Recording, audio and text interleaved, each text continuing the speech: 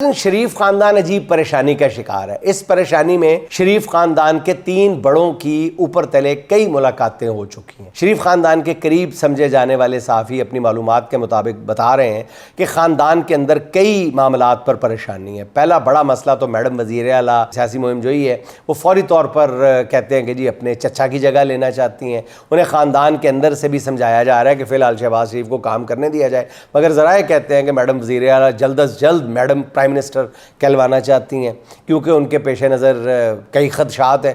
एक तो जरदारी साहब हर सूरत बिलावल को वज़ीर आज़म बनवाना चाहते हैं। पीपल्स पार्टी के ज़राए का कहना यह है कि शहबाज शरीफ के वज़ीर आज़म बनने के बाद दोनों जमातों के दरमियान एक खामोश अंडरस्टैंडिंग हुई थी कि पहले 2.5 साल नून लीग और दूसरे 2.5 साल पीपल्स पार्टी का वज़ीर आज़म होगा। आसिफ जरदारी बिलावल भुट्टो की वज़ारत उज़्मा के लिए खुद सदारत तक छोड़ने के लिए तैयार है, और ज़राए कहते हैं कि पीपल्स पार्टी ने तजवीज़ दी है कि अगर आसिफ जरदारी सदारत से मुस्ताफ़ी हो जाए तो सदारत का ओहदा जो है नवाज़ शरीफ के लिए वो छोड़ने को तैयार है। क्या वैसे इसको कहते हैं कि रेवड़ियाँ बांटना, अंधा बांटे रेवड़ियाँ।